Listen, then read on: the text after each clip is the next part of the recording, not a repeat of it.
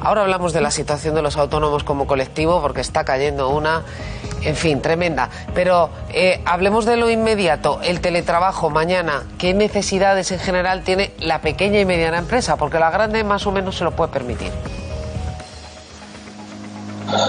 Bueno, a ver, el teletrabajo tiene dos vertientes, ¿no? Una vertiente es que ha llegado para quedarse. Y ha llegado para quedarse, y lo que hay que buscar mecanismos para que las empresas puedan facilitar a sus trabajadores que puedan estar en el trabajo, pero indudablemente que eso no sea un coste para las empresas.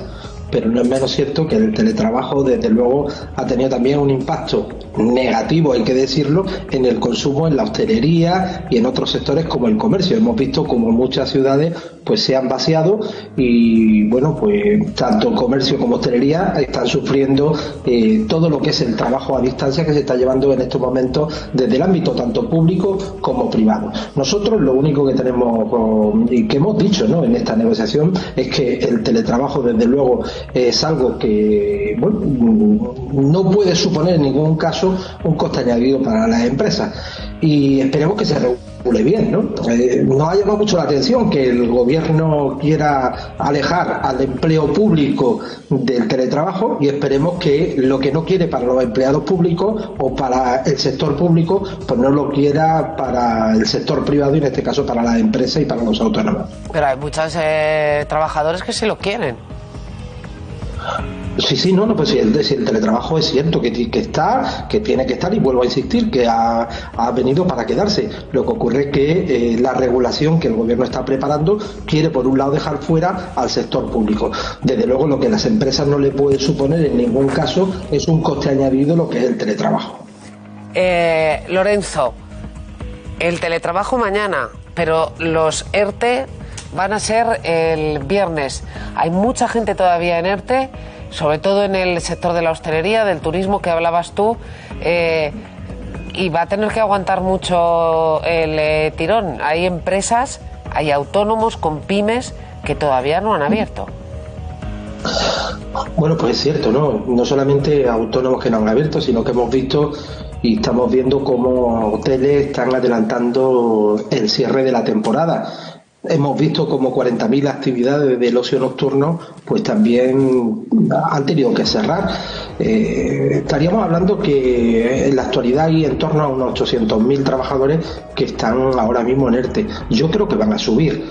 Lo que hay que dar es certidumbre, seguridad, tanto a autónomos, empresas, como también a los trabajadores. A mí lo que me gustaría es que en esa negociación se mirara con las luces largas y habláramos de, como mínimo, prorrogar los ERTEs hasta el día 1 de abril, es decir, hasta la Semana Santa. Y más después del ejemplo que nos ha dado Alemania, ¿no?, que ha alargado los ERTE hasta final del año 2021. O sea, un año entero de parón. Pero yo no sé si eso nos lo podemos permitir, Lorenzo. Bueno, Alemania lo ha alargado hasta el año 2021.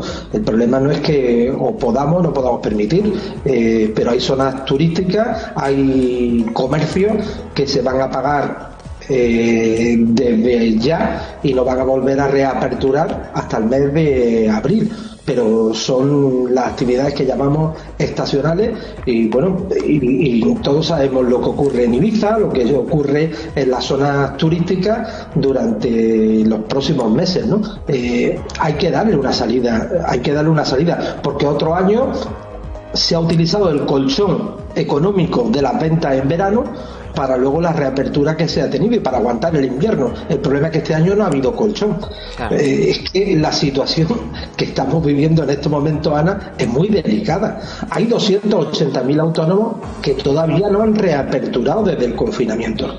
Claro, aquí hablamos del sector turístico, hablamos del sector aéreo, hablamos del sector automóvil, pero bueno, voy a poner unos ejemplos para que ustedes lo entiendan, ¿no? Muchos parques de ocio infantiles no han abierto. Muchos, por no decir todos los bares que están en colegios, en instalaciones deportivas, todos los bares que están en centros de mayores, llevan ya 5 meses sin abrir. Estamos hablando de comercios que están en bajos de hoteles, que como no han abierto los hoteles, no han abierto esos comercios. Hablamos también de actividades que tienen que ver con los eventos, la música, los conciertos, la industria de iluminación. Es que no tienen actividad. Los feriantes, no se ha celebrado una sola feria. Son una situación terrible. Fátima. Son un montón de actividades que como mucho van a poder abrir y con suerte si llega la feria de abril, ¿no? Lorenzo, y con ese panorama terrible para los autónomos, ¿cómo es posible que en un acto en el que el presidente del gobierno reúne esta mañana a todos los grandes empresarios, representantes sindicales, no estuviera invitado el presidente de los autónomos, que representa a más de 3.200.000 personas? Pues hay que preguntárselo a Iván Redondo y a Francisco Salazar. Porque a usted no lo han invitado. Que son los que han convocado, ¿no? El director de gabinete y su segundo. Bueno, a mí no me han invitado, yo donde no me invitan no voy. Me invitaron en otras ocasiones, en esta ocasión pues no lo han considerado, tampoco pasa nada, yo prefiero antes ir a ver un partido de la Champions del Atlético de Madrid, ¿no? Pero bueno, donde me llamen voy, lealtad institucional y representación de los autónomos donde me llamen. Siempre he ido cuando me ha llamado el presidente del gobierno, el jefe de la oposición o el líder de algún partido político o consejero, presidente de comunidad. Es nuestra obligación representar y defender a los autónomos. Ahora, me da la sensación aquí que han estado más preocupados por cerrar una lista importante de portaaviones del tejido empresarial, me refiero a las empresas del IBE, y han olvidado a la infantería empresarial, que son los autónomos. Pero si es que la PYME es ¿qué? El 70, el 80%, y de la PYME ¿cuántos son autónomos? Es que los hay a puñados, Manuel. ¿Qué tal, Lorenzo? Buenas noches. Hola, ¿qué tal? ¿Tenéis una cifra general para cuantificar cuánto de los 200.000 millones, aquellos famosos que anunció Pedro Sánchez en el mes de marzo, y que luego han ido, en fin, en distintas partidas, creo que ya van soltando a 60.000 millones, ¿cuántos de esos millones han caído en manos de autónomos que lo han necesitado? ¿Tenéis cuantificada la cifra? Bueno, lo primero que hay que decir que de esos 200.000 millones, gran parte ha sido todo lo que es las líneas de crédito, ¿no? Pero vuelvo a decir, quiere decir una cosa, las líneas de crédito ICO, que han supuesto pues prácticamente 99.000 millones por ahora, son líneas de crédito que hay que devolver. Es más, nosotros ya estamos pidiendo al gobierno que amplíe los periodos de carencia.